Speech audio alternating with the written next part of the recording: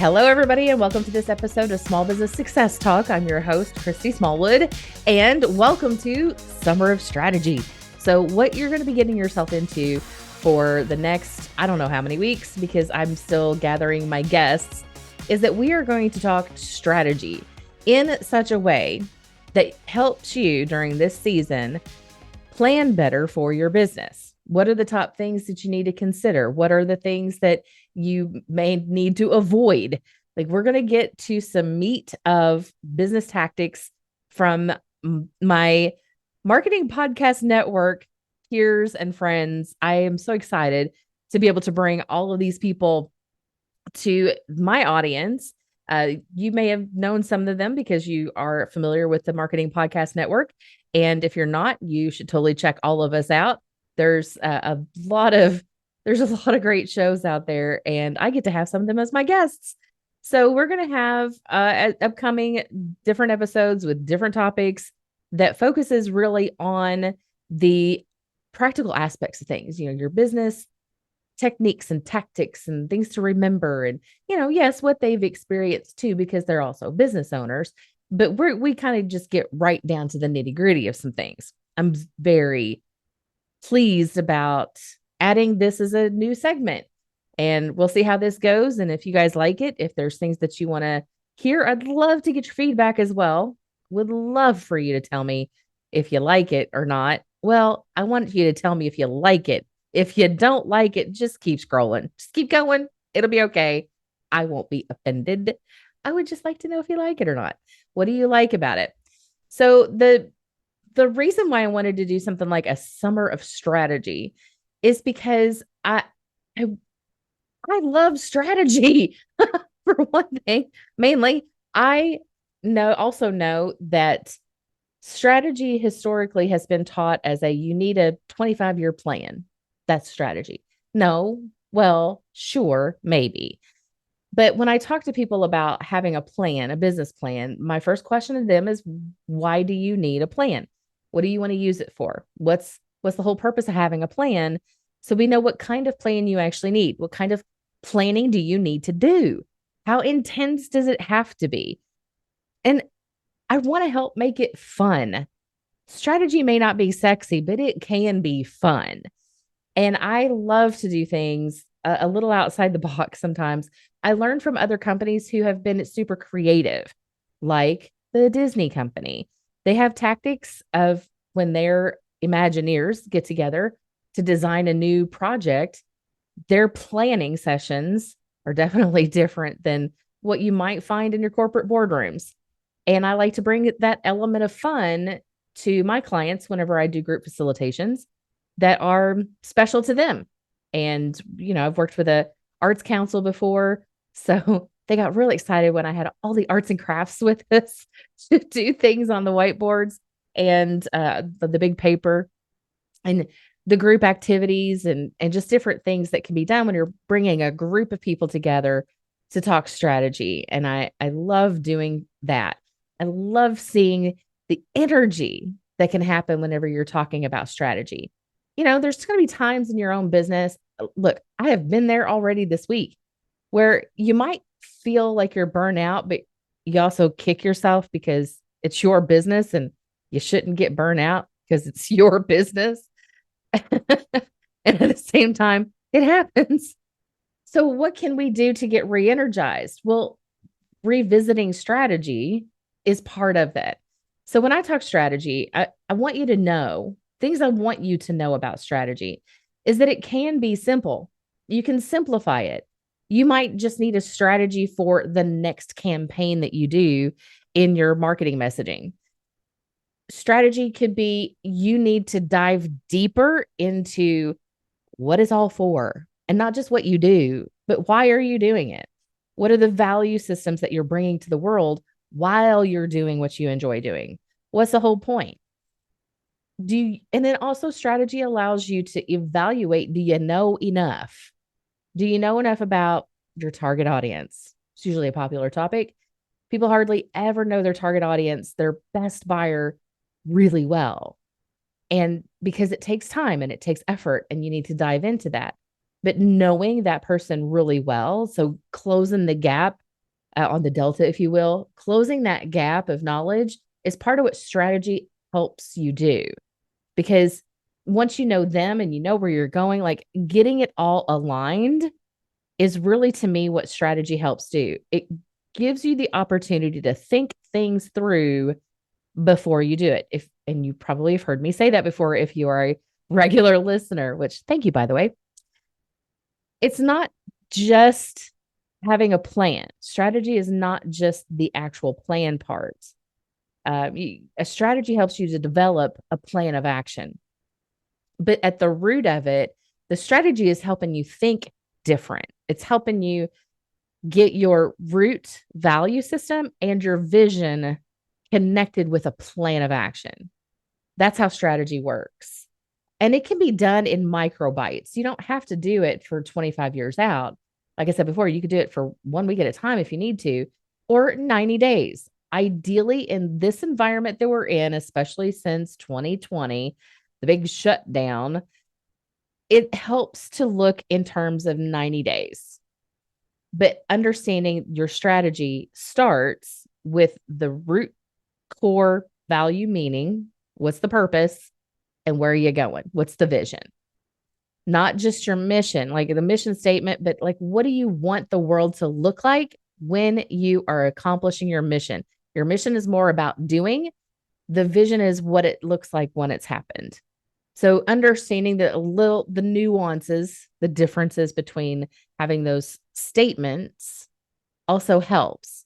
And then once you dive deep into all of this, ideally what you come back out with is a simplified way to keep it in front of you at all times and work in it, so that when you take intentional time to revisit it, double check yourself. Is this still true for me and my team? Is this still true for the business? Are we still focusing on the correct best buyer target audience?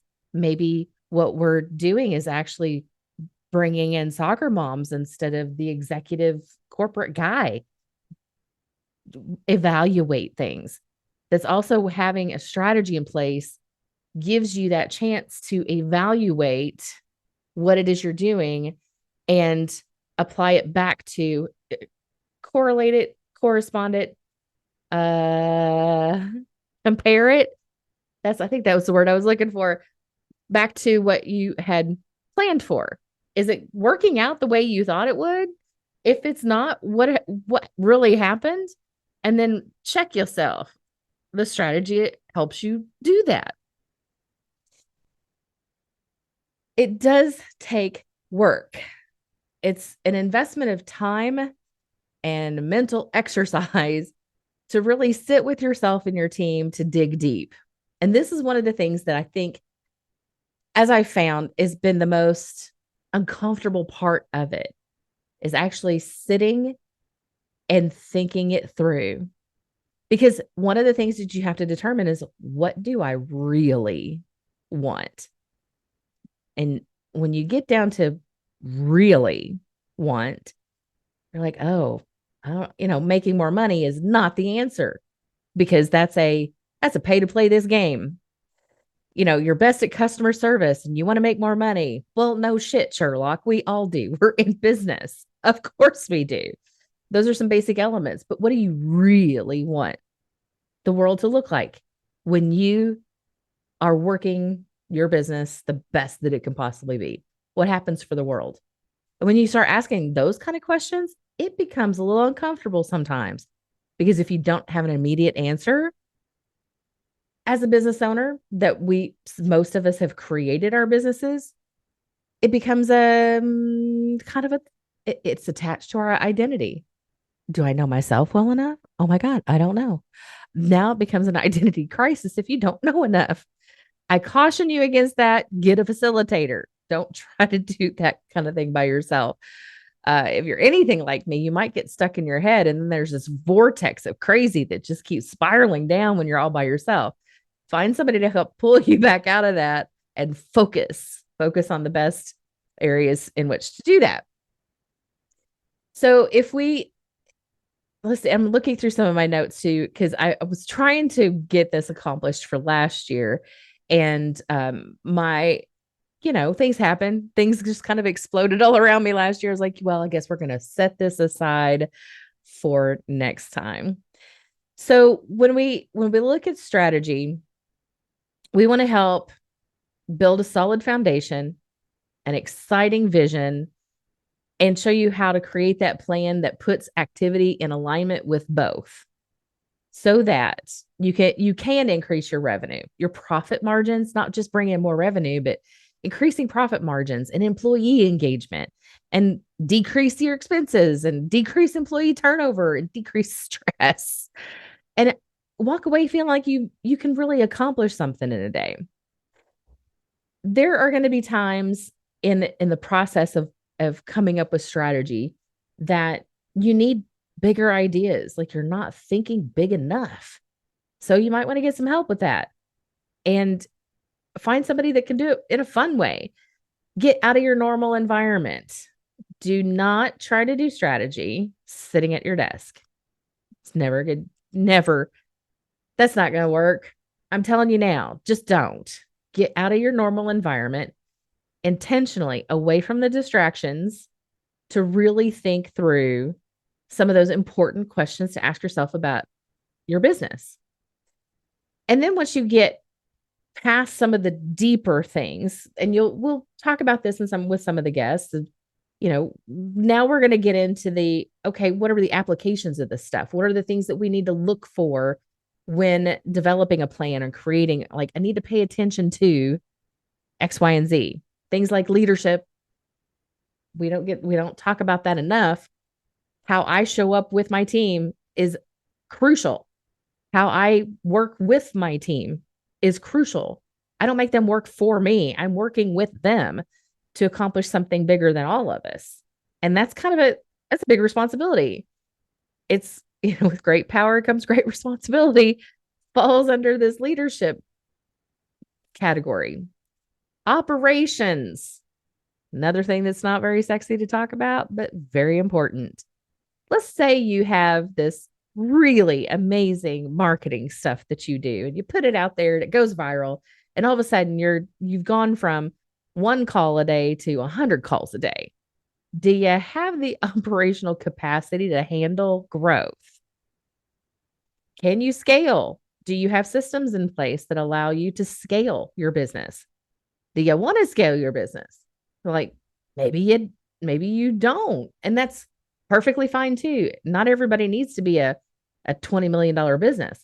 What if you want to be in that $500,000, where you've got enough to pay everybody and everybody's perfectly happy with everything that's going on, and you're great at this level, and you don't want to scale any bigger than that.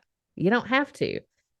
But what's missing, right? So you still want to be able to look at, everything from your leadership and your operations, marketing.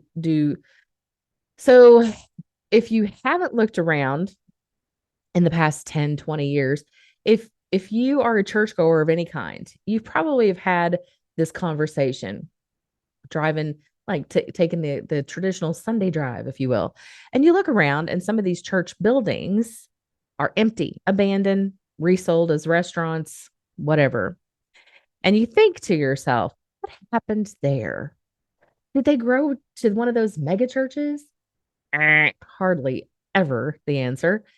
What usually happens is they literally die out because they stopped growing, meaning their congregation didn't look at the next generation to make adjustments to bring new people in, and their congregation literally died out.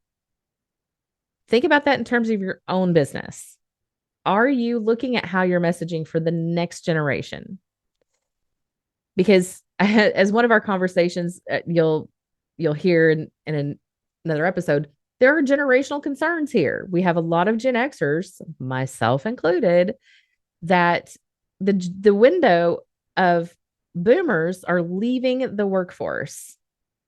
Generation X is a very small sliver of the workforce. And then we have millennials, and then the next, and then the next. As a Gen Xer, we're already tired enough as it is. Like, do we really? Yeah, we still have to stay on it to learn all about these next generations coming if we want to continue to grow our business or keep it alive. Now, the other option is to have a plan in which that you can walk out, either close the doors, succession plan. What is that going to look like? And we also talk about backup systems. What happens when you can't be there? You're just off radar for a few weeks. Who makes those decisions? What happens when equipment fails? Who gets to take that role on to say, yeah, we can get this fixed, get new equipment, whatever. Something blows up in the media and you need to have a backup person be in front of the camera when you're not around. How do you have your backup plan in place? I mentioned to one of my guests, I was like, oh, I've thought some of that through, but I don't have it in place. So I learn a lot from my guests as we talk as well, which is again another exciting thing.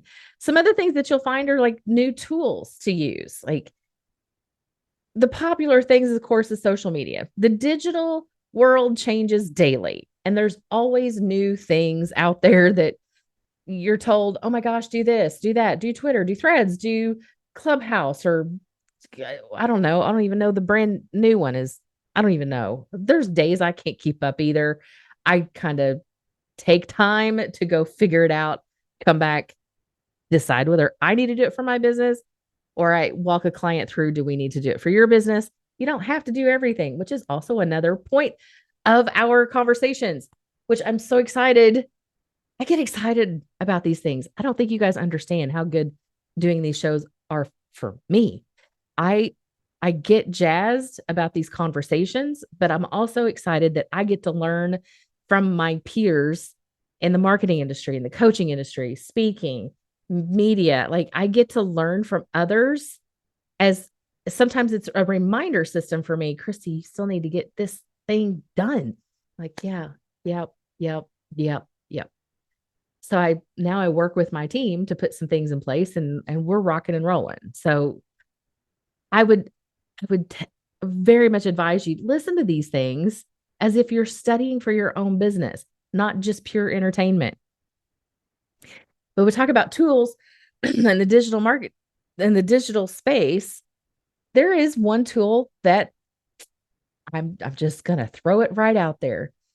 Today's episode is brought to you by one of those tools, Active Campaign. So, are you looking for another way to grow your business digitally? And if so, you do need to check out Active Campaign. It's a powerful marketing automation platform. It can help you increase your sales, improve your customer service, and build stronger relationships with your customers. As you'll find that is a common thread in our conversations about strategy, relationship building with your customers. Now, with Active Campaign, you can create and send email campaigns, manage your leads and customers, create landing pages, set up automated workflows, track your results, all in one approachable platform. And it's no wonder that Active Campaign has over 10,000 five-star reviews on G2 from happy users. So, for example, Preview Me is a B2B software company, and they use Active Campaign to send their prospective customers highly visual and personalized emails as they progress through CRM stages, such as, completing a demo, and that's increased their click-through rates by 96%, while reducing 50% of their admin time sending off these one-off emails. Look, y'all, if I can get my team to spend less time and produce higher results, yes, please. Maybe you're a consumer brand. Is marketing automation for you? You might be thinking. You bet. The Museum of Science and Industry in Chicago integrates Salesforce with Active Campaign to automate a thank you email to those who visit the museum. And in doing so, shares a form to gather their feedback. That then automatically triggers follow-up messages based on the feedback they receive, including returning to the museum for another visit. So if you're serious about growing your business, and you need to check out Active Campaign.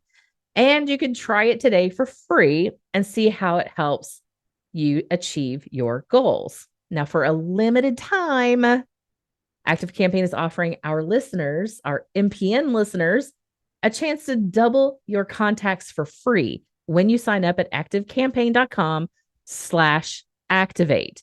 That means if your email list has 10,000 contacts, you only need to pay for 5,000. Or you can pay for the 1,000 and get an extra 1,000 totally free. So let me tell you, additional contacts are like gold within ActiveCampaign, because once you start engaging all contacts in a personalized way at scale, your subscriber numbers will start to grow dramatically. And it's really easy to hit your contact threshold and therefore not be able to add potential new customers to your list. So doubling your contacts gives you a way to get started and not worry about hitting that threshold right away. So go to activecampaign.com/activate to sign up today. That's activecampaign.com/activate to be able to sign up today. Because having one of those tools in your toolbox that has full automation, you could do your email campaigns, your landing pages, your just all of that stuff. It gives you a really good boost into that productivity of incorporating your messaging and putting it out there and making it work for you. And that's what you want to have happen. Once you have a strategy in place, then you have this tool that helps you get some of that work done. And you know that your results are coming in. Highly recommend looking at tools that you know are beneficial for your business, especially when you can automate. That allows your team to then also focus on higher level creative ideas that your best buyer would resonate with and engage with, and they'll keep coming back to you. So yeah, why not use a great tool for that? And, it's helpful that I'm familiar with these tools because they kind of come to us now as part of the Marketing Podcast Network shows. We get familiarized with some of these tools. So it's very helpful for me on that as well. Now, your summer strategy, keep coming back to these episodes. Again, I've got some great guests. They're going to share their expertise. I'm asking great questions of them. I do love when my guests are like, "Ooh, that's a great question." I'm like, "Great. I can't wait to hear you answer it." So think about some of this stuff too. Whenever I'm asking my guests certain questions, I want you to stop for a second and ask yourself the same question. Such as, if I were to ask you, what would you want people to know about you when you walk into a room? So this has been a new question I'm asking my guests, especially that they're sharing their expertise, specialties. It's one of those things that when I show up in a room, what do people already know? Do I have a reputation out there? And what is that? If I wanted them to know something specific, if I wanted to be intentional about the reputation I already have, the credibility I'm bringing to the room, the energy, the whatever, what is it that I want them to know without me having to explain it? They should just already know how awesome I am, right? Sure. Not everybody knows that. But if I walk into a room, I would love to have certain things already known about me that I'm known for, fill in the blank, right? Think about some of these things that we talk about during these episodes and apply them to yourselves. It's one way to be able to listen to this show and have a little bit of a tool to think strategically when you're walking away from a show.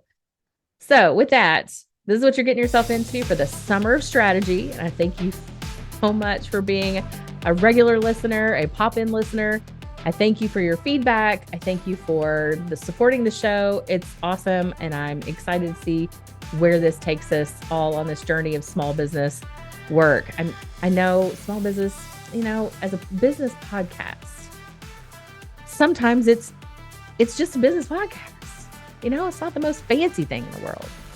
But I'm looking for ways to make it more fun for us. So for summer strategy, I'm hoping to make it a little bit of fun, to concentrate on those things that are really important to think about when you're putting together a strategy and a plan of action. And with that, I have been your host, Christy Smallwood. Thank you so much again for watching on Small Business Success Talk. Thanks, everybody.